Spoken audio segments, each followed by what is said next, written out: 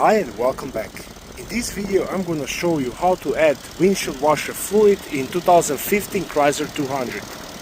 So once when you have your hood open, you will have to locate your windshield washer fluid reservoir. And on this vehicle, this reservoir is located on driver's side, right next to the battery, and it's right here. So now simply you have to open this cap and add some fluid.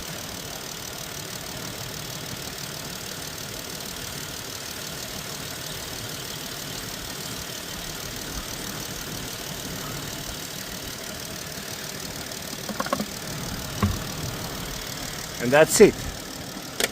Also, if you live in cold climate areas, I would recommend to add windshield fluids that's suitable for your cold winters. So just like now, I'm using fluid that's good up to -35°C. I hope this video was helpful to you. If it was, please like it and consider subscribing to my channel. Thank you, bye.